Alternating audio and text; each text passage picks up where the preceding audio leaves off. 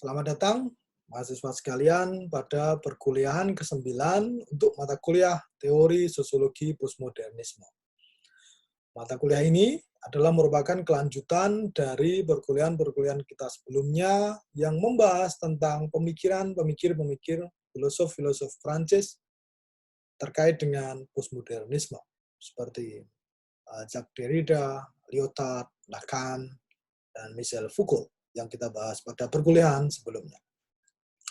Nah, pada perkuliahan ini kita akan membahas satu tokoh penting yang terakhir dalam perkuliahan ini, yaitu Jean Baudrillard. Nah, perkuliahan ini akan membahas tentang sedikit biografi Baudrillard, dilanjutkan dengan pemikiran utama Baudrillard, kemudian beberapa karya beliau, termasuk tentang sistem nilai, kemudian simulakra dan simulasi, hiperrealitas, dan terakhir beberapa hal yang saya kira menarik yang diungkapkan oleh Baudrillard ketika dia mencoba melihat dunia ini sebagai sebuah simulakra, simulasi, dan hiperrealitas tadi. Mari kita mulai dengan membahas tentang biografi singkat Jean Baudrillard ini. Dia lahir pada 1927, pada masa setelah Perang Dunia Pertama, sebelum Perang Dunia Kedua, dan kemudian meninggal pada tahun 2007. Nah, sebelum saya lanjutkan, kita perlu menggarisbawahi di sini. Tahun 2000-an. Tahun 2000-an adalah tahun yang luar biasa menurut saya. Di tahun 2001, tiba-tiba kita terhentak dengan aksi terorisme yang dilakukan oleh kelompok-kelompok Muslim ekstremis, disponsori oleh Taliban di Afghanistan, ada kenal nama seperti Osama bin Laden, mengirim membajak 2 pesawat komersil di Amerika Serikat, kemudian menghantam simbol kapitalisme dunia, World Trade Center, yang menewaskan ribuan orang di sana. Yang kemudian dilanjutkan menjadi sebuah spiral efeknya dengan aksi balasan dari US, dari pemerintah negeri Barat, melakukan aksi invasi ke Afghanistan, kemudian ke Irak, dan berbagai aksi anti-terorisme, kontra-terorisme yang lain di berbagai belahan dunia. Tapi di tahun 2000-an juga, tepatnya tahun 2007, Anda kenal Steve Jobs, pendiri Apple. Waktu itu dia CEO Apple, mengeluarkan sebuah revolusi dalam dunia komunikasi yang akan berpengaruh pada kehidupan masyarakat saat ini. iPhone, sebuah telepon genggam bersama dengan iPod, pemutar musik, kemudian komputer. Sehingga sekarang, di tangan kita dalam sebuah HP, smartphone, kita bisa melakukan semuanya. Anda bisa menelpon, Anda bisa melakukan semua aktivitas yang sebelumnya harus dilakukan dalam sebuah komputer yang sangat besar. Nah, revolusi teknologi komunikasi mau tidak mau melahirkan pula revolusi dalam komunikasi. Termasuk dalam perkuliahan ini, kita kenal sekarang ada blended learning, e-learning, virtual learning, dan berbagai hal yang lain yang memungkinkan terjadi perkuliahan tanpa tatap muka langsung dan berlangsung dengan sangat efektif. Nah, Baudrillard kita kenal di sini, kita harus memahaminya dalam konteks perkembangan ini. Dia orang Prancis, seorang sosiolog, filsuf, cultural theorist. Fokus dia adalah pada media. Bagaimana media? Sekarang media adalah bagian yang tidak terpisahkan dalam kehidupan masyarakat modern. Setiap hari kita tidak hanya mencari media atau berita, tapi kita digunggung olehnya. Kita diserang habis-habisan setiap hari dengan media. Melanjutkan budaya kontemporer yang sangat berbeda dengan era sebelumnya, dan semuanya membuat transformasi yang luar biasa dalam hal komunikasi antar orang banyak, antar berbagai pihak dalam dunia sosial terkini. Dalam hal memahami Baudrillard atau dalam konteks Baudrillard ini, kita harus memahami dia ketika kita memahami pemikiran dia dan bagaimana signifikansinya dalam menjelaskan perkembangan realitas sosial terkini. Dia adalah masuk dalam generasi pemikir postmodern Prancis bersama dengan Lyotard, Foucault, Derrida, Lacan, hingga Deleuze, di mana mereka sangat kuat dengan tradisi poststrukturalisme yang menekankan adanya instabilitas, ketidakstabilan hubungan antara sign, signifier, and signified, dan simbol, dalam pembentukan makna terhadap benda. Ini konsep yang nanti akan kita coba diperdalam dalam perkuliahan. Catatan sebelum kemudian kita lanjutkan adalah bahwa Baudrillard lahir juga dalam tradisi Marxisme, di mana dia mencoba melanjutkan tradisi Marx untuk melakukan kritik terhadap perkembangan kapitalisme yang membentuk masyarakat modern saat ini. Berikut adalah beberapa karya dari Baudrillard. Ada Sound System of the Object, kemudian Consumer Society, Critique of the Political Economy of the Sign, Symbolic Exchange of Death, Seduction, saya garis bawahi seduction ini, terjemahannya adalah pembujukan atau pembujukan secara seksual.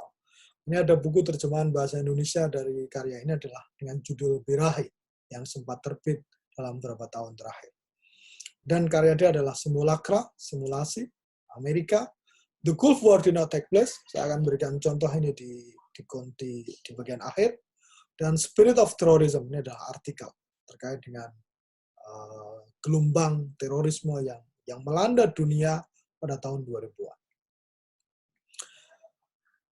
Mari kemudian kita mulai dengan membahas pemikiran utama dari Jean Baudrillard ini. Beliau atau dia berkembang, tradisi pemikiran dia dalam konteks era yang disebut linguistik term, semiotika. Ketika semua hal mau tidak mau tentang realitas sosial, bagaimana dia dibentuk, bagaimana dia dipahami, bagaimana dia dikonseptualisasikan, bagaimana dia disampaikan dari satu orang ke orang yang lain, dari satu generasi ke generasi yang lain, dari pihak tertentu ke pihak yang lain, mau tidak mau menggunakan media bahasa. Bahasa itu menjadi penting. Bahasa dalam hal ini adalah bagaimana dia dikonseptualisasikan. Kajian ini yang menjadi kunci utamanya, melahirkan apa yang kita kenal dengan post-strukturalisme. Bahwa realitas, benda-benda yang ada, termanifestasi, terwujud, tampil, kita kenal, kita pahami dalam simbol atau tanda atau sign, yang maknanya saling mengait satu sama lain dengan sangat kompleks. Nah, makna simbol ini, simbol tentang benda ini, menurut Baudrillard adalah self-referential, artinya merujuk pada dirinya sendiri. Nah, ini yang menjadi kunci. Saya akan kembali kepada konsep ini nanti ketika kita menjelaskan konsep yang lain yang lebih jelas. Tapi artinya, kita sekarang, ketika kita mendapatkan sebuah realitas, benda, itu dia tidak lagi ada hubungannya dengan realitas real. Tapi dia ada dengan dirinya sendiri.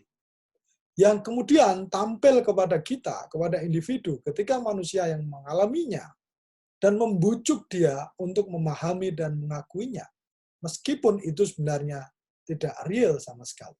Tidak real, tidak nyata, menurut saya. Tidak ada dalam kondisi yang konkret. Nah, pemikiran utama ini, dia melahirkan bahwa realitas adalah suatu yang tidak bisa lepas dari simbol, makna, dan manifestasinya. Yang penting dalam realitas bukan yang nyata tadi, tapi bagaimana dia ditampilkan dalam simbol, dalam konsep, dalam tanda, yang mau tidak mau kemudian dialami, kemudian dihadapi, dan akhirnya kemudian dipahami dan diakui kebenarannya, meskipun dia sebenarnya tidak nyata. Konsep ini kita bisa lihat diawali ketika dia membahas 3 buku utama dia mencoba melihat tentang perubahan yang nyata, atau dia mencoba mengkritik Marx terkait dengan apa yang paling penting, paling vital dalam masyarakat kapitalis modern. Dalam beberapa karya awal, System of the Object, Consumer Society, kemudian For the Critique of the Political Economy of the Sign, saya ambilkan bukunya ini dalam bahasa Arab, Nizam Asya, Jean Baudrillard. Nah, konsumerisme itu terkait dengan kajian ini. Kita harus memahami bahwa sistem nilai benda ini sangat atau telah mengalami perubahan.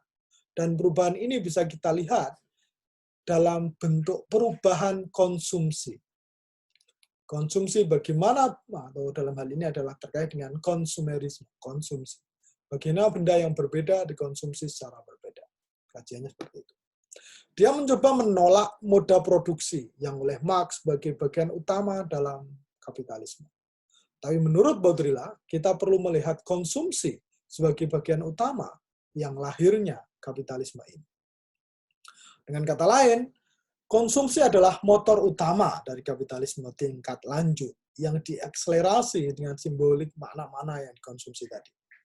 Kalau Marx memperdebatkan antara nilai guna, use value dari benda, berubah menjadi nilai tukar, maka konsumsi lebih dari itu. Dia lebih pada konsep bukan cuma sekedar use and exchange value, tapi adalah transformasi dari awal ini. Ada 4 tahapan dalam konteks bagaimana kita melihat benda itu dikonsumsi secara berbeda, dan tahapan ini melahirkan kenapa kita perlu melihat konsumsi sebagai bagian penting dalam melihat realitas sosial. Pertama, benda itu nilai fungsional, suatu yang punya tujuan yang berbeda, instrumental benda. Jadi, sebuah benda punya nilai kalau dia punya instrumental, tujuan instrumental, kegunaan yang sesuai. Jadi kalau itu sangat penting, maka nilainya akan sangat penting juga. Bagian kedua, tahap kedua adalah nilai tukar, nilai ekonomis. Benda itu bukan hanya soal itu penting digunakan atau perlu, tapi nilainya berubah terkait dengan hukum ekonomi. Kalau dia sedang diperlukan, tapi barangnya sedikit, maka dia menjadi mahal. Dan sebaliknya, kalau barang itu diperlukan, tapi jumlahnya melimpah terlalu banyak, sehingga kemudian dia kehilangan nilainya, menjadi murah. Tahapan ketiga dalam pembuatan nilai benda ini disebut nilai simbolik. Nilai simbolik artinya nilai yang attach, dia ada terkait dengan makna simboliknya. Yang kadang tidak ada nilainya. Contohnya adalah sapu tangan. Sapu tangan murah, tapi bagi orang yang sedang kasmaran dan sapu tangan itu adalah pemberian dari kekasihnya, maka nilainya menjadi sangat mahal sekali. Atau kalau Anda sebuah fans, sebuah klub sepak bola atau pemain bola tertentu, Anda dapat kaos yang ditandatangani oleh pemain sepak bola pujaan Anda, nilainya sangat luar biasa. Tidak hanya sekedar kaos, itu simbolik, makna simbolik. Nah, tahap keempat ini yang dimaksudkan oleh Baudrillard, bagaimana nilai tanda atau nilai yang terbentuk dalam sistem pemaknaan internal benda. Jadi benda itu tidak lagi simbolik, dia membuat nilai untuk dirinya sendiri. Ada permainan-permainan tanda, permainan simbol yang membuat benda yang sebenarnya biasa itu menjadi sangat punya nilai. Adalah kombinasi dari nilai tukar, nilai simbolik, dan punya sistem itu sendiri. Ini yang coba kita lihat nanti. Nah, nilai ini yang kenal dengan simulacra. Jadi kalau terjemahan gampangnya ini yang Baudrillard mengutip dari Exerciatis. Simulacrum is never what hides the truth. Simulacra, tidak pernah terkait dengan menyembunyikan kebenaran. Tapi kebenaran itu sendiri yang bersembunyi dari fakta dan kemudian hilang. Maka yang benar adalah simulacra itu sendiri. Ternyata yang benar. Apa maksudnya dengan ini? Saya coba jelaskan seperti ini. Simulacra dan simulacrum. Simulacra itu adalah kopi atau tiruan yang menggambarkan sesuatu yang tidak lagi asli. Itu simulacra. Jadi sesuatu yang tidak asli digambarkan sehingga kemudian tidak asli. Jadi kemudian yang asli yang mana? Tidak ada. Simulasi, bagaimana proses imitasi yang berlangsung dari kehidupan real yang sedang terjadi. Simulasi itu adalah bentuk imitasi, peniruan terhadap apa yang terjadi dalam realitas. Nah, apa pentingnya konsep ini ketika kita memahami Baudrillard? Nah, di sini kita harus melihat bahwa masyarakat adalah berisi simbol, tanda, dan masyarakat itu sendiri. Realitas sosial, mau tidak mau, adalah bentuk dari simbol dan tanda tadi. Manusia hanya menghadapi simulasi realitas. Nah, kenyataannya dalam masyarakat modern, masyarakat tadi adalah simulasi belaka yang terus berlangsung tanpa adanya realitas tadi. Sehingga semuanya hanya bentuknya adalah bentuk simulasi dan tanda tadi, sebuah simulacra. Peniruan terhadap sebuah peniruan yang ditiru dari peniruan yang lain. Sehingga kemudian tidak ada lagi yang asli. Saya beri contoh untuk memudahkan bagaimana kita memahami konsep ini, tanda, konsumsi, hingga kemudian ke simulakra dan simulasi. Lewat contoh iklan berikut ini. Iklan yang sangat terkenal. Iklan rokok Marlboro. Saya tahu Anda familiar dengan iklan ini enggak, tapi pada era saya ketika masih remaja, iklan ini luar biasa.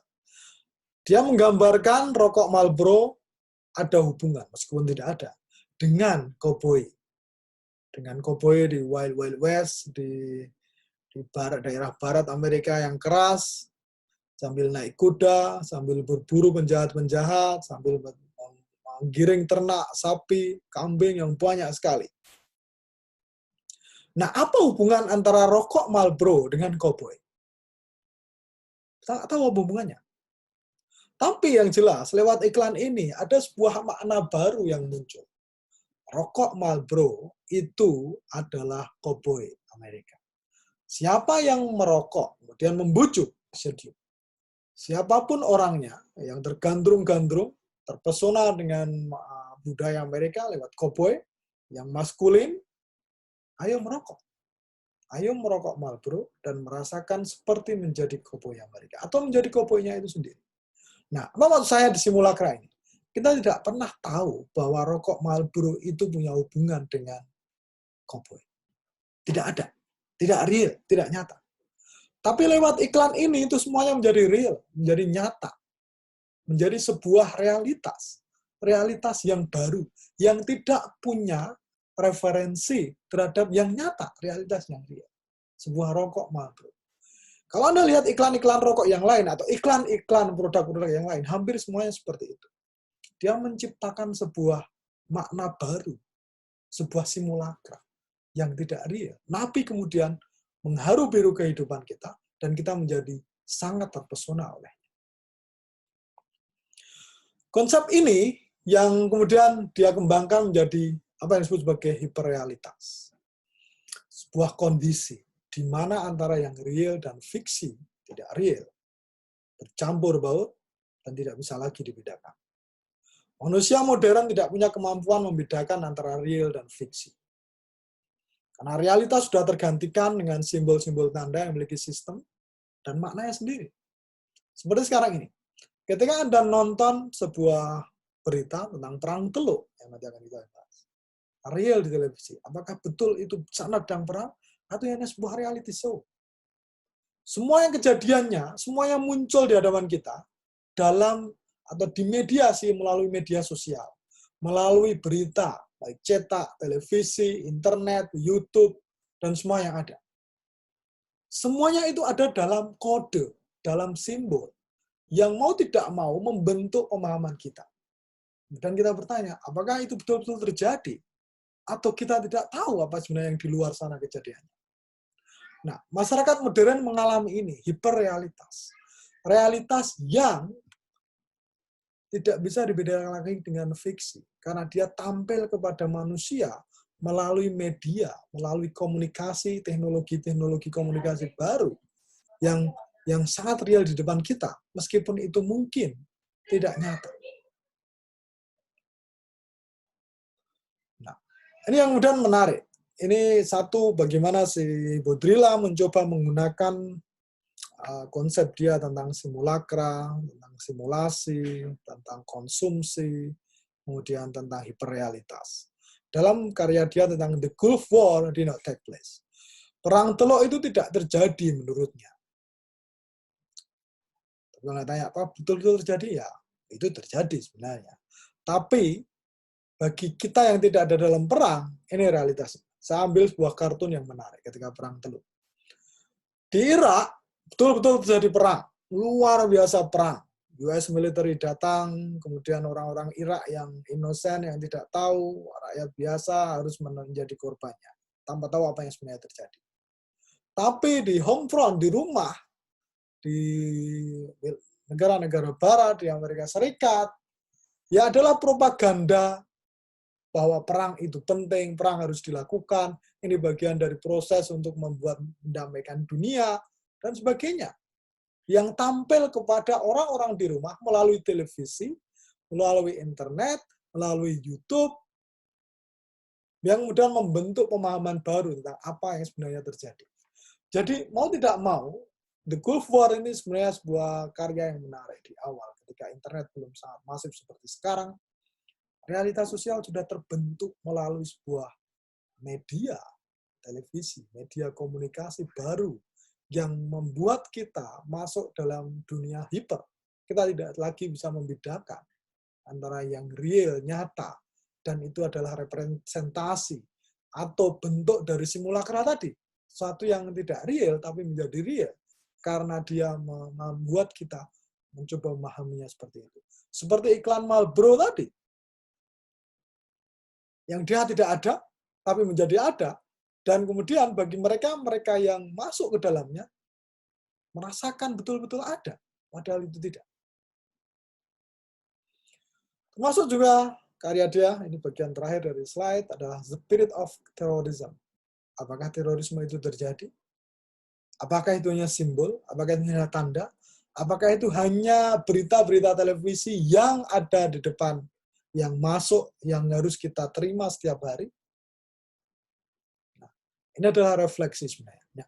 Baudrillard mencoba membahas kita bahwa kita tidak bisa lepas, masyarakat modern tidak bisa lepas dari permainan tanda, permainan sebuah simbol, permainan tentang berbagai makna dari tanda-tanda tadi yang muncul dengan sendirinya, yang kadangkala ada dalam hyperreality, dalam realitas hiper, yang hanya sebuah simulakra, sebuah kopi dari suatu yang sebenarnya tidak ada, tapi menjadi terlihat seperti nyata dan dipahami nyata, padahal tidak.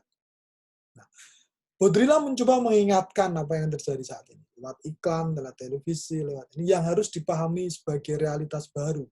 Sebuah mekanisme bagaimana realitas itu ditampilkan, dan masuk ke dalam pemahaman-pemahaman individu masyarakat modern yang sangat berbeda dengan realitas yang real.